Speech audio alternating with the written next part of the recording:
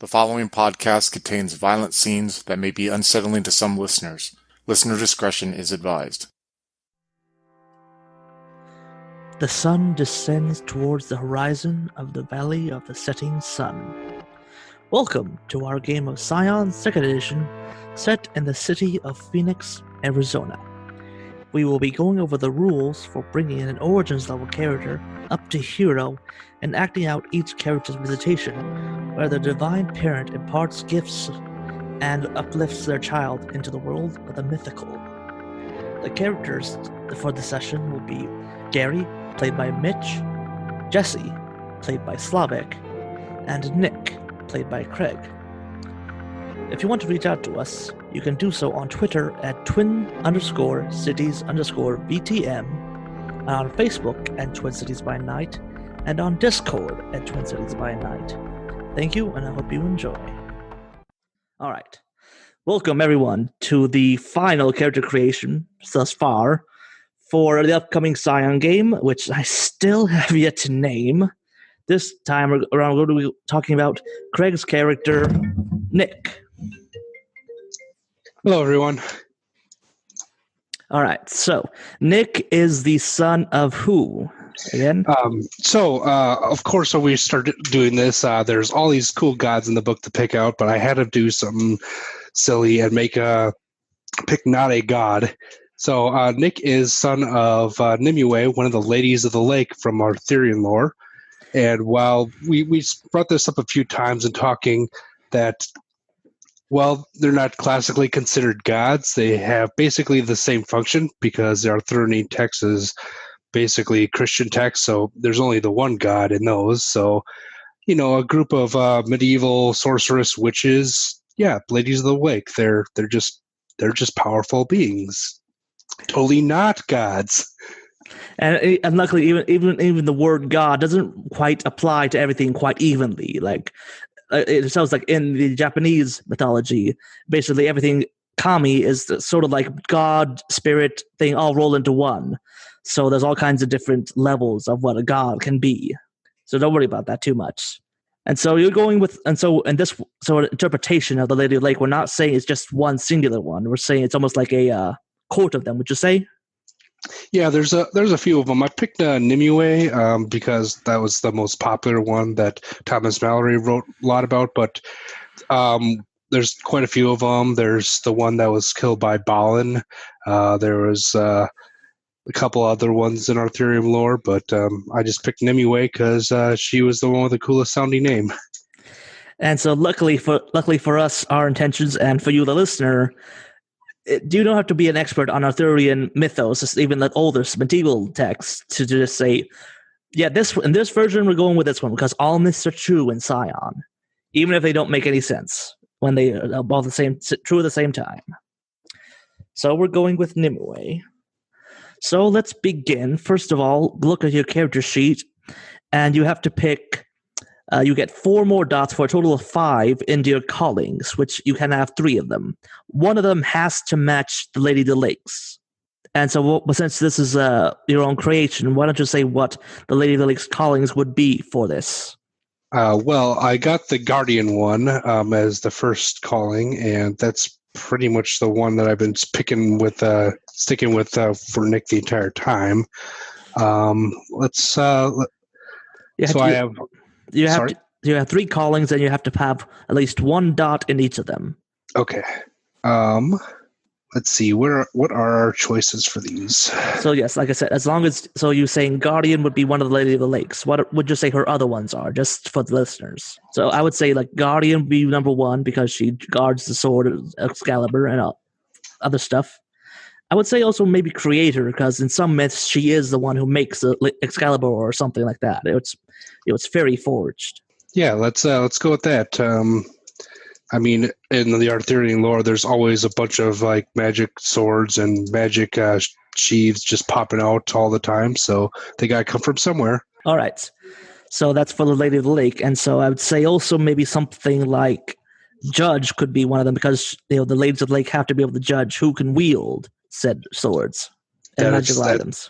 That's also a very good one. Let's go with it. Because like a lot of times in the lore, they they're never meant to use these items themselves. They always had to create the items, guard the areas, and judge those worthy to use them.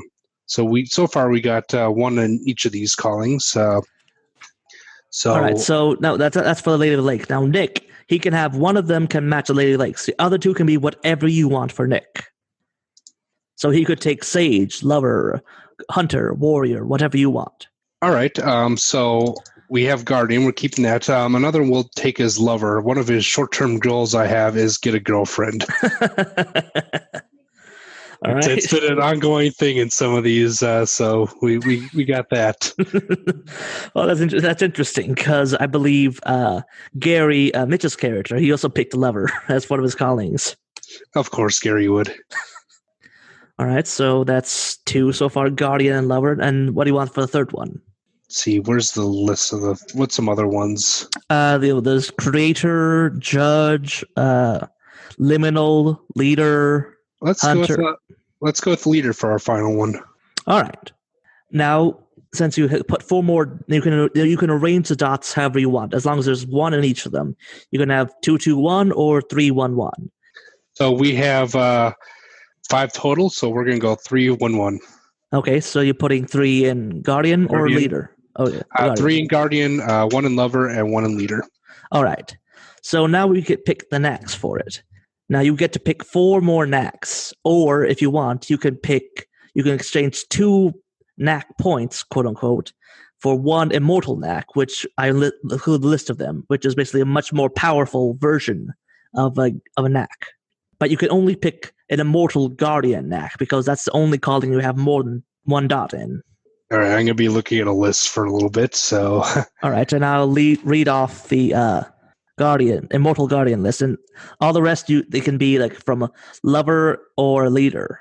There should be the same ones as you have in your book. All right, here are the immortal guardian knacks. There's By Your Side.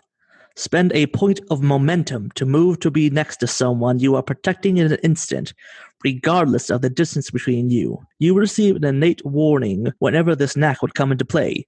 If you are protecting your charge, you do not need to pay the cost. There's Eternal Guardian.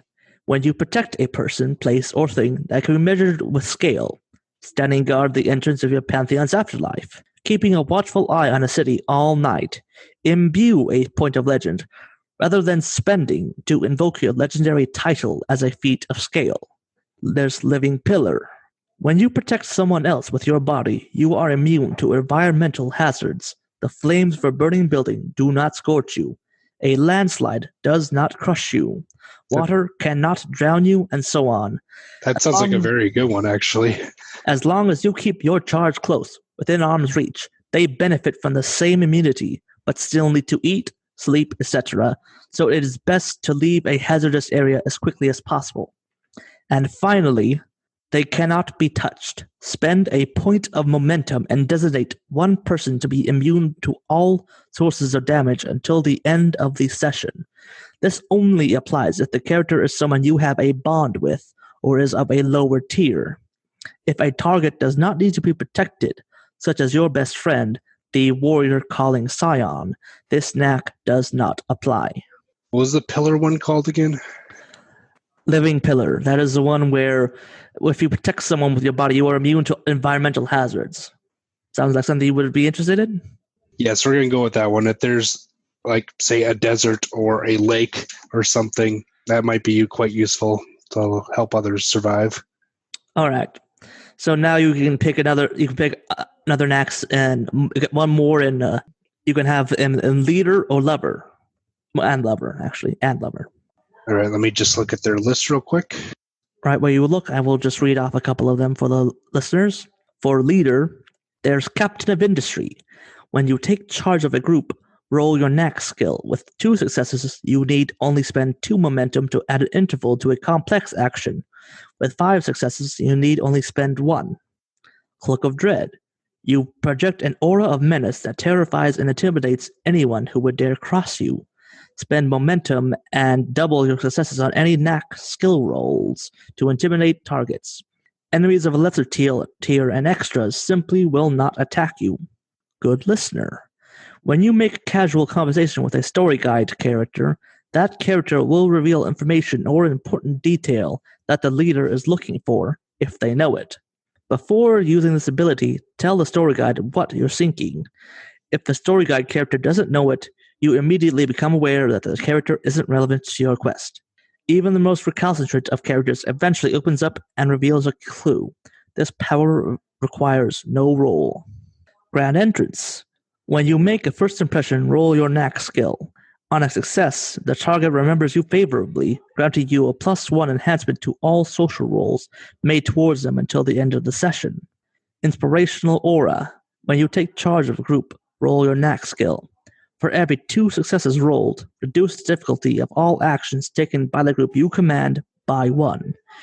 You can inspire a number of people equal to your leadership plus leader calling, or can spend a point of momentum to apply this to a much larger group, multiplying that number by 10 for each momentum spent. The decrease in difficulty does not apply to you, though while you are inspiring others, you gain a +2 enhancement to apply to social roles involving leadership and any stunts you may have gained from knacks. Lighthouse of Society. In a tense or heated or chaotic situation, you stand as a beacon of certain leadership. Your presence is a bulwark against fear and panic. As long as a crowd has not been frightened directly by magical means, you can get a group of people to act calm and do as you ask, such as evacuating a dangerous area in an orderly fashion without needing to roll. A supernatural situation requires a clash of wills. For example, if an enemy Scion of Eris sows panic into a crowd of mortals so they'll bolt and trample each other, a roll will be made against her. If Poseidon creates a tidal wave that happens to scare people because natural disasters are terrifying, a roll will not be made against him. Perfect Poise. You cannot be shaken by panic or fear unless it is from another supernatural source, in which case you gain +2 enhancement to resist it, such as making Clash of Will rolls. That applies before you roll. You will also gain +1 enhancement to all social rolls involving grace, poise, or composure, and to keep a poker face. This also applies before you roll. So I see Nicholas eventually becoming a brave knight, so perfect poise seems pretty good, so we don't get frightened off. All right. Now we go over to the lover knacks. I think I picked one out for this one already. I'm going to go with the lover's intuition. All right. So lover's intuition. When touching another character, which may be as brief as a handshake, you gain an understanding of your target's romantic life. Ask any one question for the following list for free. You may roll your knack skill and spend 1 success per additional question, such as who or what does this character love? Who is the character romantically involved with? Who is the character close to? Who would the character like to be romantically involved with? This may be used on your bandmates with consent from the player. Yep, we're going to go with that one. All right. And so, like I said before, you can have a total of 5 knacks active. You can have more than 5 knacks, but only 5 can be active at one time. And if you have more than 5, you can, during a rest between arcs, you can rearrange them to have different ones active at a time. All right, so I have, for Guardian, I got a Talisman, a Fortress, a Warning, and then I taken the legendary one, Living Pillar. And for Lover, I'm taking Perfect Poise, for Leader, I'm taking Perfect Poise, and Lover's Intuition for the Lover. That concludes the callings as part of it. Now we move on to birthrights. So you have 7 points to distribute between your birthrights. They can be creatures, followers, a guide, or a relic. Now, since you seem to be making Nick to be a knight, I'm going to guess you want a sword. Yeah, the ladies of the lake just keep handing them out. I mean, we talked, and it's obviously not going to be like Excalibur quality, but let's see what we can get close to. Yeah, I'm sorry. If you had said you would relate it to Arthur himself, I would have said yeah, but I'm sorry, you don't get it quite that good. All right, so back in the day, whenever people had swords, sometimes they had famous names like Excalibur or whatnot, but most of the time people called them like Nicholas's sword. So let's make Nicholas a sword. All right. So you can have from 1 dot to 5 dots, and obviously the 5 dots get you a better sword. And you can take flaws that will reduce the cost of your sword.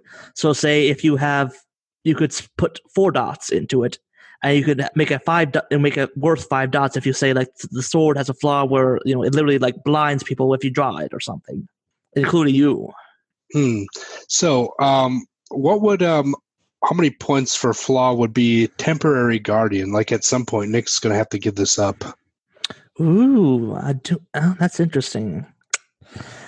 Yeah, I don't know. Like I said, we'll have to talk about that. So first of all, let's see, what do you want it to be able to do? Do we want it just to be a good sword? Do you want it to, like, I don't know, shoot laser beams from it when you swing it? Like, what exactly do you want the sword to do?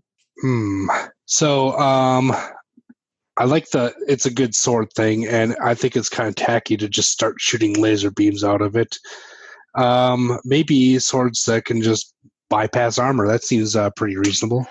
All right, so definitely, I would say it would give you an enhancement against any foe that has armor, or just negate their armor. I see.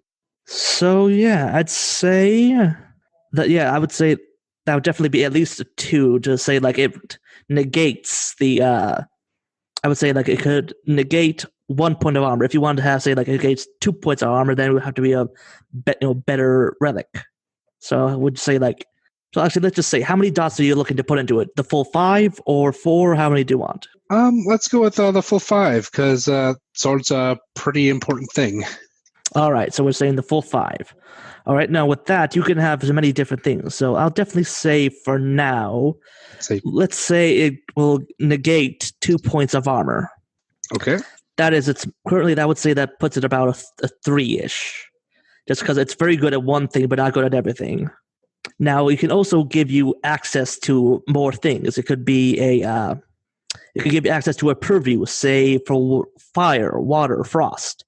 So meaning it could let you use the magic with it almost. Is there something that could cause a fear effect? Because one of the things, yes. I believe there will be like the passion purview, which I believe I included as for some of your help. You can specifically say it causes the emotion of fear. So we could say like, if you use it, you can cause fear in another character. Yeah, because that seemed like a very Excalibur thing. Some of the old legends have Uther Pendragon, Arthur's father, using Excalibur to subdue some of his own retainers so they wouldn't rally against him. All right. Now, do you want to say that it can will give you access to a knack, for example? It could say like something that fits. So maybe like something from the hunter or warrior. Maybe give you a bonus against more enemies or one big enemy or something. Let me just check out the warrior knacks. The enhanced impact one sounds pretty good. Whenever you successfully deal injury with your knack skill, which is granted by the weapon, you knock the target back 1 range band. All right, that sounds good. So I would definitely say that would give you the full 5. Just I would say like it give you like a just generic +1 enhancement because it's a good sword, but also like it would negate 2 points of armor. It gives you access to the passion, specifically passion fear purview, and it gives you the knack of impact. What was it? Heavy impact? Enhanced impact, page 112 warrior list. Got it. So yes, that definitely sounds like a 5-star. So you wanted to have before that, what would you say the motif of this sword would be? Meaning that, so since it gives you access to a purview, it would say like what exactly what a phrase that would describe the sword itself, like the chivalry of knight will blind cowardly enemies or something like that. Because with Slavek's character Jesse, what we did was the harsh and merciless chill of winter for his bow, which would literally fire the power of the winter against his enemies. So this is sort of like a catchphrase in order to activate the weapon. It can be, but also it's just a way to help sort of say like what kind of match. So it would say like for Jesse's weapon, it gave him access to the frost purview, and I would say it wouldn't let him make a gentle snowfall. I would say like let him have harsh ear frostbite inducing wind, through like inside a building or something. So since we're using a fear effect passion and it's an Arthurian sword, how about tremble before the power of God? Yeah, I'll say that. Yeah, because in the world of Scion itself, like monotheism did take off. It's just sort of, don't worry about it too much thing. Everything's true. Exactly. Just don't think about it too hard, or else people get offended. And this one doesn't specify which god, so we're good. Exactly. So yeah, and you wanted to say that it's a temporary thing. You would have to give it up eventually. I definitely say that's a flaw, but since we can definitely, it's something that it's going to happen eventually. I don't know like how that'd be too strong a flaw, because we could just let's see what where the story leads it and find an appropriate place and then assign a flaw point based then. Yeah, just cut. Yeah. So I'll say a 1 for now, just because that it's a thing that's going to happen, and like I said, eventually we'll be able to worry about it later. And when you do give it up, you will be allowed to exchange like however many points you put into the sword for another birthright of the same point cost. All right, that sounds good. So that's 5 points. Sword minus 1 is 4, so that's 3 points we have left. Yes. So we talked earlier about how he's a knight and knights have land. Yes. So I would say that since the rule book doesn't say you can give players bases and stuff, I would say that you would put points into followers' birthright. And one of the things you get from followers is that they can grant you access to places. So, for example, Mitch's character Gary, he decided that his team of 9 berserker bodyguards will allow him access to Asgard. In this case, I would say if you want, you could say that you have a group of castellans or caretakers, whatever, that watched over this bit of land or this castle, and then once you are given your recognized by the Lady of the Lake, they are granted this bit of land as your castle to watch over. And we'll represent them with retainers who are the followers. All right. So that definitely sounds like it would be an entourage or social thing, because it's giving you land, not giving you weapons or whatever. So I would say that's so far that's 1 dot in followers, which is just I would say that's just one person who's like the legal owner is giving you the access to the land, and sort of like transfer it over to you, but that's 1 dot so far in followers. Could we pump more dots into it and just have the caretakers as well, and maybe some of them even be really minor men at arms? Yes, we could do that. So we have 1 dot in followers, so you could put 2 more into it. So right now that gives you put 1 dot into access. You could add 1 more dot for an archetype, which would give it a heavy archetype, which would say you could say that you have a couple of men at arms, and I would say that if you put all 3 dots, I would say you have first of all access to your own castle.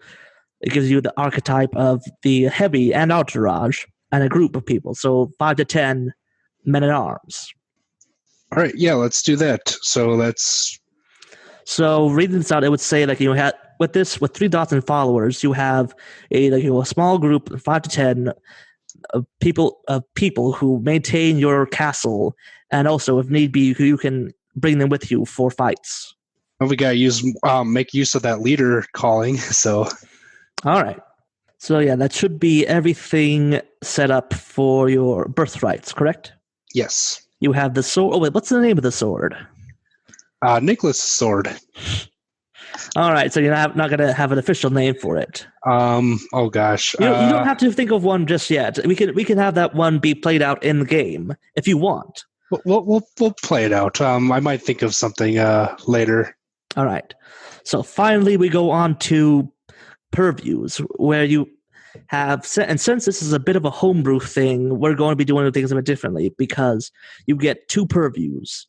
on top, in addition to the one that your sword grants you, you get the Pantheon purview, which would just be anything we would say make it up for the Arthurian Pantheon as a whole. If you were a knight, just from Arthur, one of the knights, Morgan Le Fay, or the Ladies of the Lake.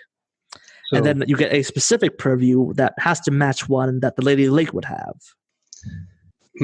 So let's say for the Pantheon, like purview of chivalry, and for Lady of the Lake, And since you get the chivalry one just because you are part of that pantheon, it does give you an innate power, which means that, like for the Acer, they know one event that will happen in the future, like one negative thing. It could be crippling in the future. It could be the death of a friend, your own death, something like that for the Acer.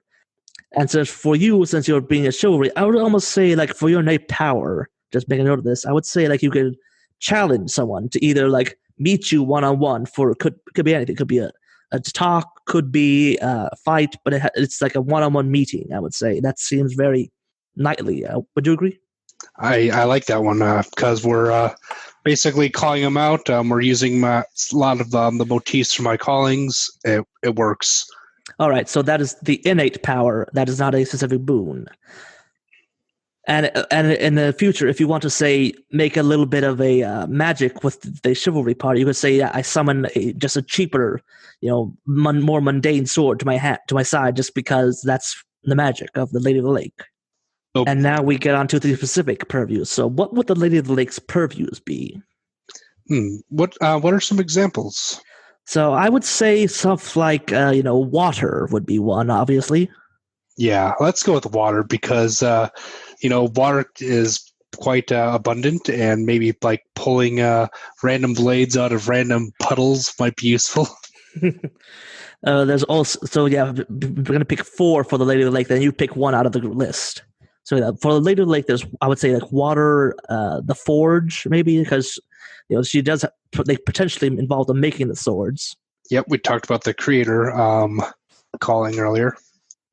I would say order would be another one, because again, it's the Lady of the Lake. They seem to be almost on the side of the people who are trying to bring law to the land. Mm-hmm. And for the final one, perhaps war. Well, they are guardians. Yeah. So I would. Yeah, I'm not really seeing anything else that would fit to. Oh, perhaps wild. What do you think? Let's go with war for now. All right. So for Pantheon, I have the chivalry call out, and I'm going to take water as the purview. All right. So now you can pick 2 boons from the water purview. Or you can pick them from the water or the passion purview, which was granted to you by the sword. For the water purview, here are the boons. All right, so since you picked the innate power, since you picked water for the purview, here's the innate power. You can breathe water like air and swim with flawless grace, ignoring any complication for moving or acting underwater. You are also immune to harm from the pressure or temperature of water. I kind of already had that from the living pillar. Yeah, you get the living pillar would mean like when you're protecting someone, specifically protecting someone, you get it and they get it. With this one, even if you're not protecting someone, you just breathe underwater, no problem. So what's this one called? It's just the innate power for water. You get it just by simply having it as your purview. That works for me. All right, now here are the actual specific boons, like specific powers that they grant you. There's changing tides. Cost, imbue 1 legend or spend 1 legend. Duration, 1 scene or instant. Subject, body of water. Range, long. Action, simple. You exert your will over water, controlling the tides or currents that move through it. You can calm all water out to long range, making it still and placid even in the face of a hurricane, or change the direction that the currents flow in, letting you reverse the direction of a river or cause a riptide to drag lost swimmers back to shore. Reclaiming legend imbued in this boon causes the water to revert to its natural behavior. Alternatively, if you spend a legend instead of imbuing it, you can call up a great wave to crash down on your foes. You roll this attack with the highest power attribute, plus occult, It has the bashing, long range, pushing, and shockwave tags. Now, reborn in the depths. Cost, imbue 1 legend. Duration, 1 scene. Subject, self. Action, reflexive. You can heal by submerging yourself in a body of water, resolving an injury condition at the end of a scene spent immersed in water. You can only benefit from this healing once per session. In addition, you extend your senses through the water. As a simple action, you can displace your perspective to any point out to long range within the same body of water, seeing through that point as though you were physically there. Sink hopes. You cost imbue 1 legend. Duration, condition, subject 1 character, range, short, action simple. You overwhelm a character with the sensation of endless drowning as a condition. Even though they know they can breathe, they either panic or despair as they feel suffocated by an endless crushing darkness. All rolls they make with social or mental attributes are a +2 difficulty. If they are submerged in water or at risk of becoming so, this also applies to physical attribute rolls. This condition resolves when the target suffers near drowning or a comparable mortal peril due to water, or when you reclaim the legend imbued in this boon. All right, I think we're going to go with Reborn in the Depths. Something bad happens, take a bath. All right. So that's one, and you can pick another in water, or I believe you should be able to pick one in passion because of your sword. All right. Is there a passion love one? No, I would say specifically it's passion fear, but I'll read it out. So for passion, the innate power. You see into the hearts of others, gaining enhancement +3 on assessed attitude rolls. If you observe someone who has a bond towards another character present in the scene, you intuit the bond's existence. So we can know that, please? Now here are the specific boons for the passion thing. Blurt it out.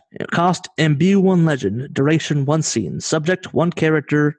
Clash, presence plus legend versus composure plus legend. Range, short, action simple. You overwhelm a character with a sudden burst of emotion. They exclaim without realizing it, unwittingly vocalizing whatever they are thinking. Everyone who hears it gains enhancement +3 on assessed attitude actions or other social roles to understand the utterance's context for the duration of the boon. So you could literally instill someone with so much fear they just blur out whatever you want them to say, or whatever they say. That actually sounds like a pretty good one. Blurt it out. Let's go with that one for the last one. Let me just read out the other ones Yep. There are 2 more. The irresistible impulse. Cost, imbue 1 legend. Duration, condition, subject, 1 character. Range, medium, action, simple. You fill a character's heart with emotion of your choice. They gain a condition based on that emotion. Mad as hell, love struck to function, or something similar. The exact effect of the condition may vary based on the chosen emotion, but as a generic effect, the target takes a +3 difficulty when they take an action that the storyteller deems as is directly contrary to the emotion, meaning it's hard to treat someone politely while mad as hell, or commit to a fistfight while love-struck. Other characters gain an enhancement +3 on rolls to detect the inflamed emotion.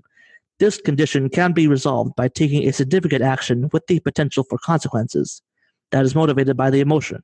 Starting a bar fight, asking someone out, or skipping work would do. It also ends if you reclaim the legend imbued in this boon. So what that means is that you can make someone so scared they would run away, and then you get the legend back. Tugging at the heartstrings, the final one. Cost, imbue 1 legend. Duration, 1 scene. Subject, 1 character. Range, long. Action, reflexive. Once you have identified a character's attitude towards you or someone else, you can either intensify or stifle the emotions from which it is derived, raising or lowering its value by 1 point. This doesn't stack with other magical attitude modifiers, but can cancel out an imposing bonus or penalty. So yeah, I would say either blurted out or irresistible impulse would be ones you could take. Yeah, I think we're going to go with blurted out because that seems like fun. All right. So you have the purviews of the chivalry purview, the water, and passion's fear. Passion's bracket fear. Just make a note of that. Yep. All right. Now, what else is there? Oh, yeah. So, going into the legend part, make a note on your sheet. You have 1 dot of legend. And you can increase this legend if you perform a short-term deed, a long-term deed, and a banned deed. Once you've completed all 3, then in a set, you get 1 more dot in legend. So what that means is even if you do like 5 short-term deeds, if you haven't done a banned deed, you don't get it. Okay, so do I need to make... we don't have to worry about that just yet. Okay. But short-term deeds are something that you do in a session. Long-term deeds would be something you would do over like the course of an arc. Banned-term deeds would be the thing for an arc. So say like, short-term deed, get a girlfriend. Long-term deed, find a piece of Excalibur. Banned deed would be, to drive back the frost giants from the city. And you can either imbue or spend a point of legend to do things. If you imbue it, it's a bit like willpower from World of Darkness. It's used up, and unless you either stop or whatever you used for it, you do not have any more willpower. But it is not permanently gone.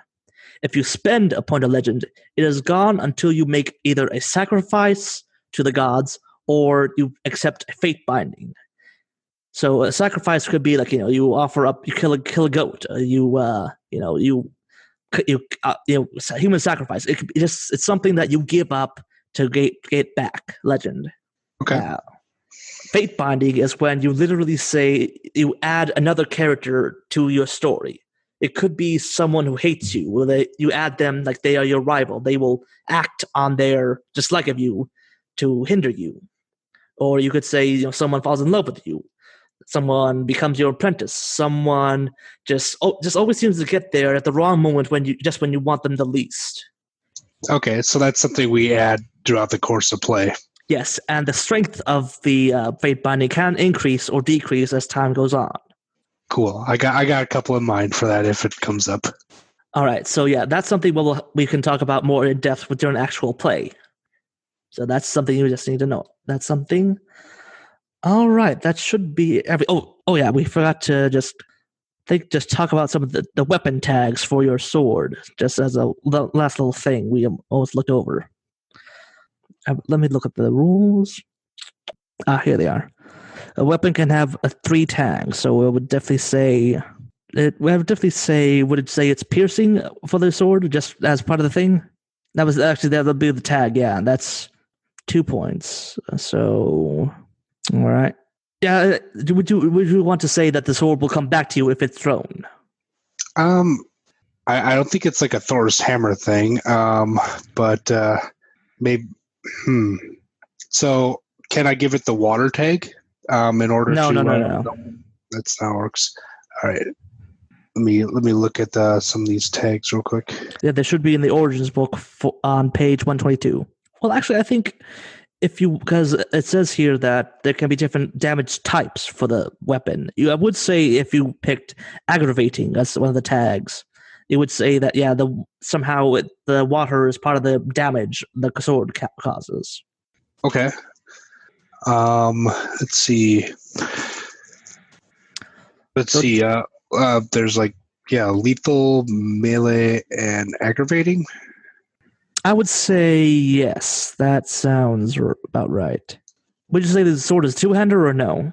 All swords are one-handed swords. All right. All right. So it's a one-handed sword. Yeah, you just if you use two-handed, it's just easier to control. But so yeah, it's not a need. You don't need 2 hands. No, I'm very much a Fiorist. All right, I believe that should wrap up all of the mechanical things we have to worry about. So please make a note of you did write down all the stuff we said for the Lady of the Lake, the callings, the purviews. I have. Hold on, let me get my thing.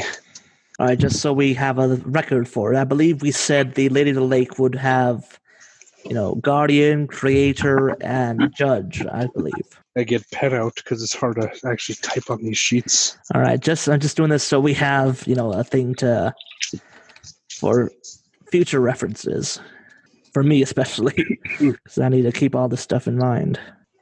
creator, guardian, creator, judge, And so what did we say for the purviews? We said water, forge, and war.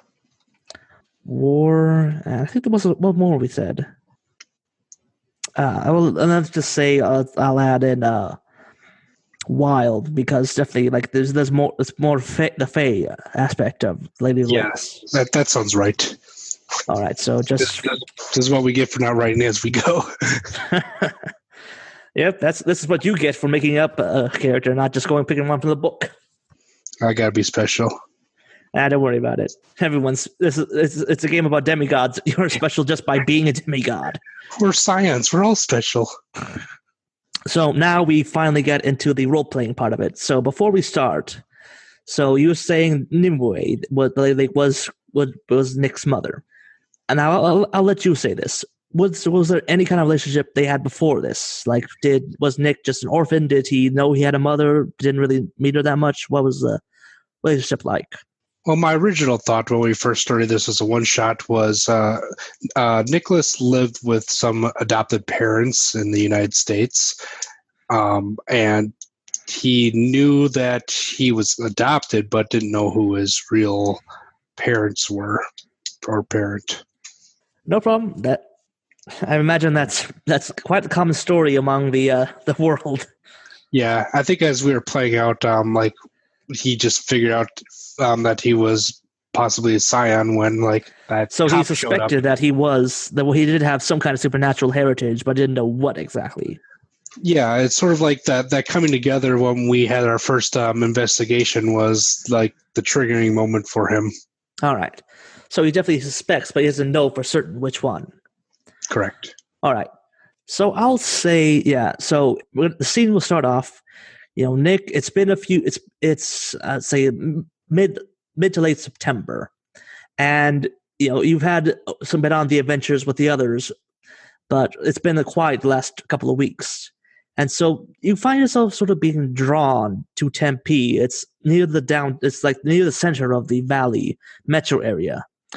It's especially right by the Tempe Town Lake. It's right by the university, so there's a lot of people around. So what's going through Nick's mind? Is he's just sort of like drawn to this lake? Well, Nick, for no good reason, thought it'd be nice to go to a walk. So it's a nice day out, and he's a bit confused why he actually is here, because like he knew of this place, but until just at this minute, decided never to visit before. All right, yeah. So yeah, he's walking around like it's a man-made lake, basically made by from the irrigation used and the various canals in the city to provide water for the whole area. And so he's walking around. There's a lot of college kids around. Doing things.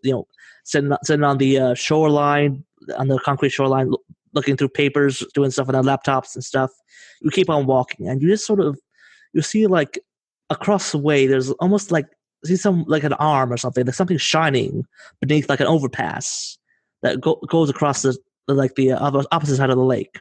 It's like even though it's in the shadow of the overpass, you can see like there's something shining in it. Nick's gonna squint and try to get a better look at it, because like that's usually things don't like just stick out of the water.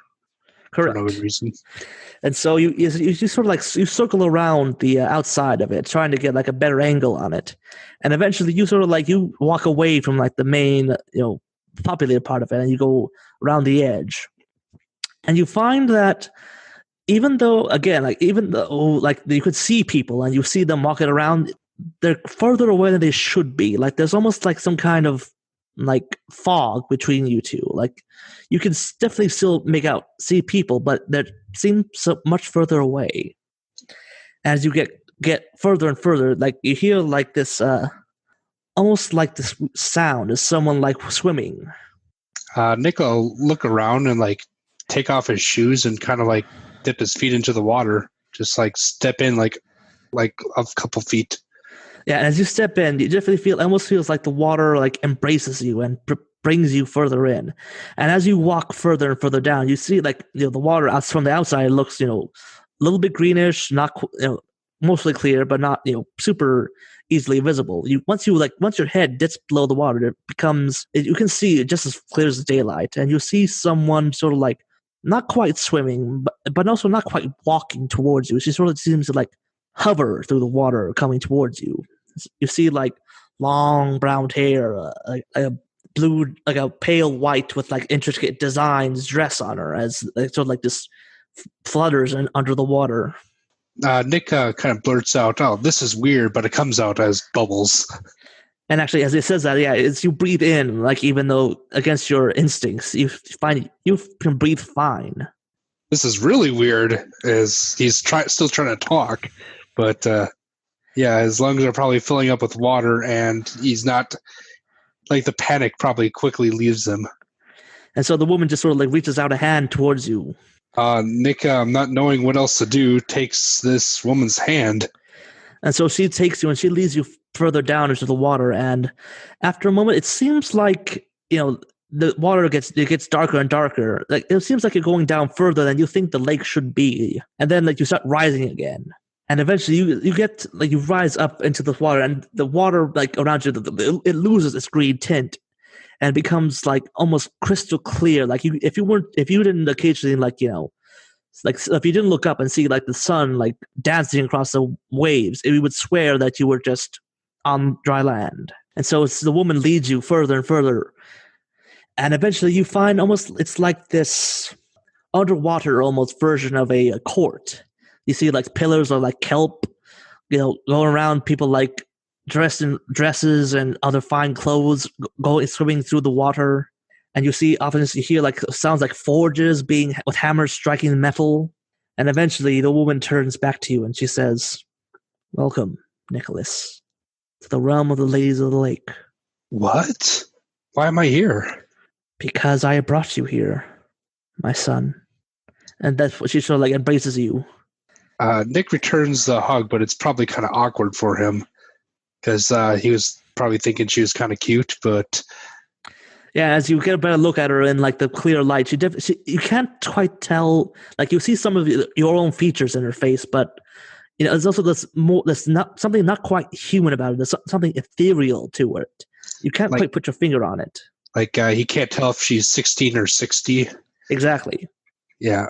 Am I like making noise as I try to respond back, even though I'm underwater? Yes. Wow, this is just so weird. And Nick like is looking around, like trying to like flutter his arms around and like kind of get the feel of it. "Do not worry, my son. You are in no danger here. It's good that we can finally meet face to face." So did you like not want me? No. It's just that. And she looks sad for a moment. And then she says, "We had to make ourselves less conspicuous. I don't know if I suspect you don't really pay much attention to the events in the Emerald Isles, but the Tuatha De Danann, as the Celtic pantheon, they have grown in power over the last few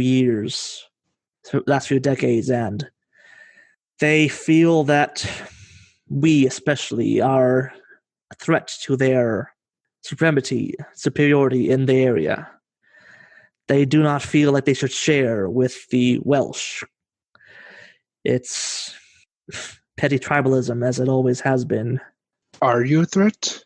I mean, to them? I mean, I am simply here to forge, give, and protect weaponry.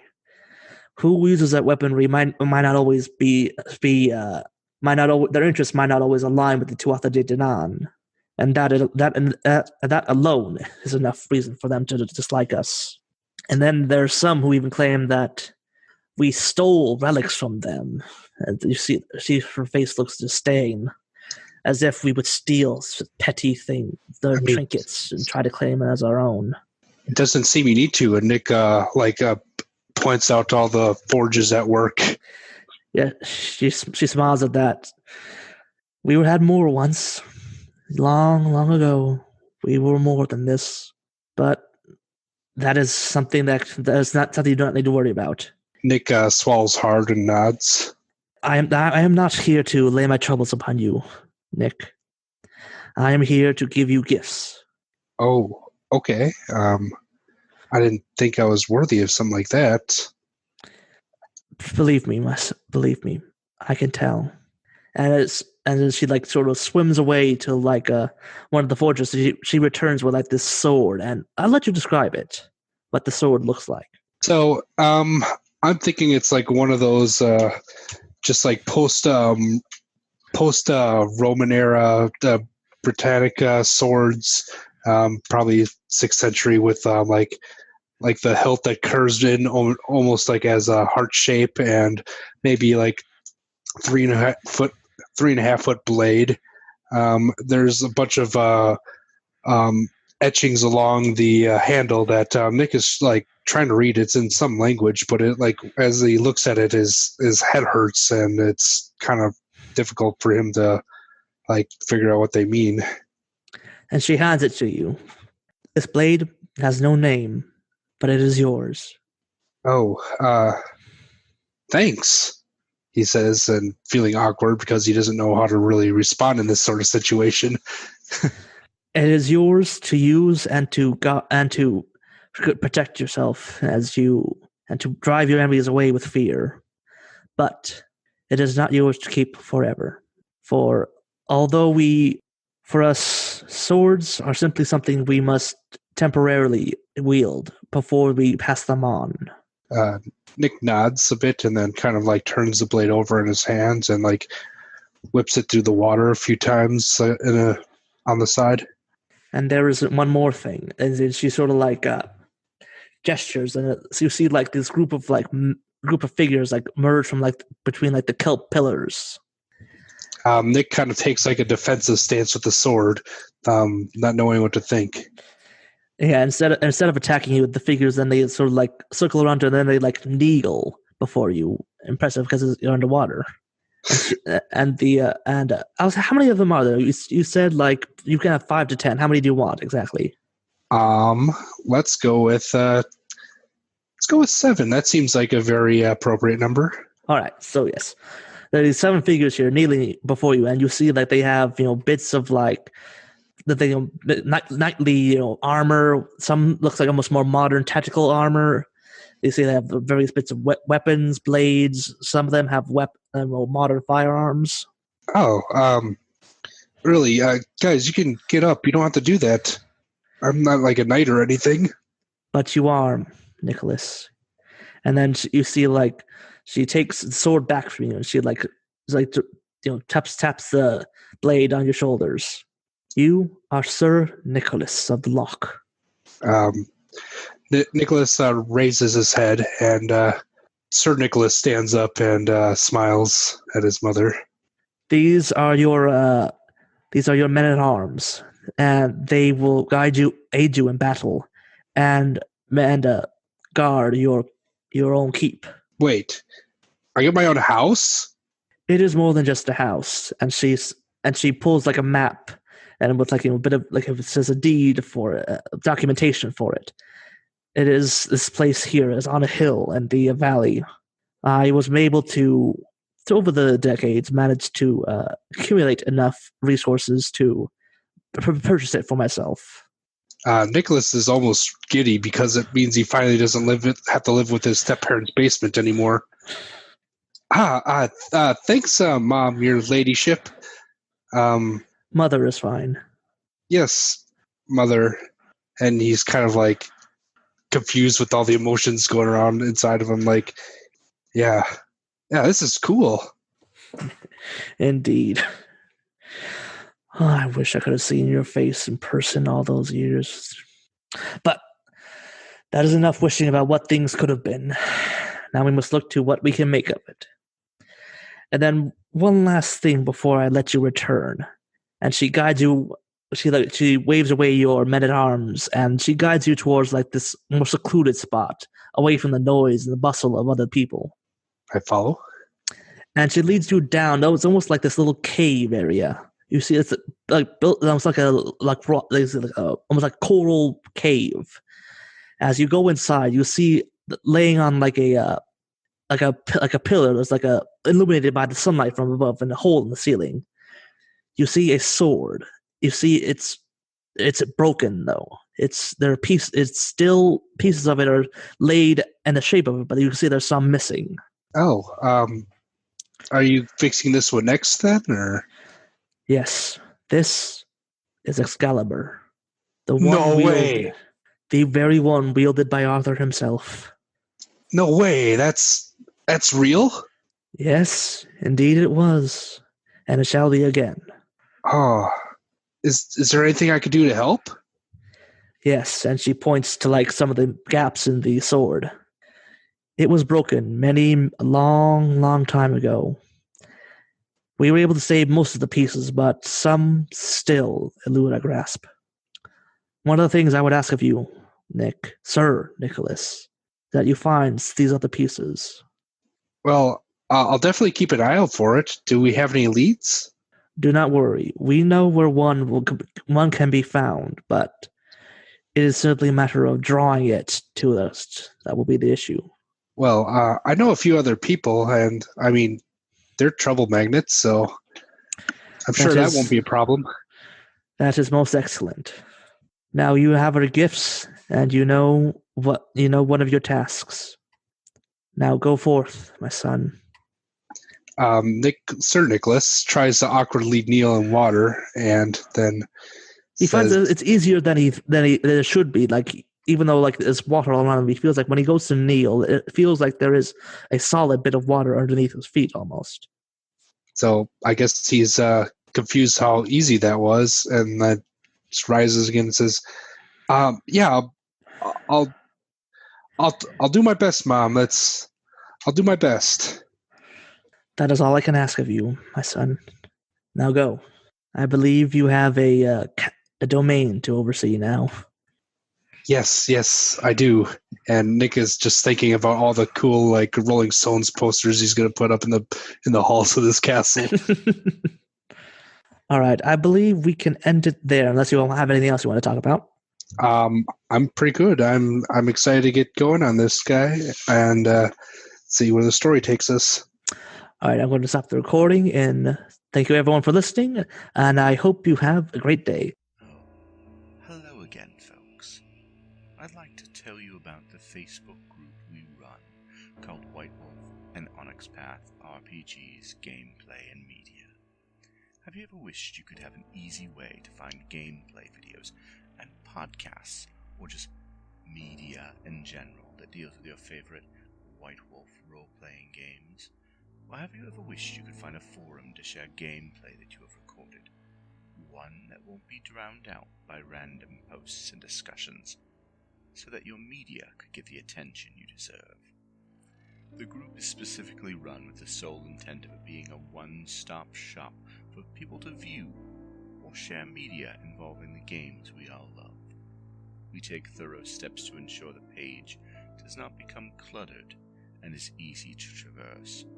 The group is already immense and continuing to rapidly grow, with new media being shared every day. Stop on by. We hope to see you there.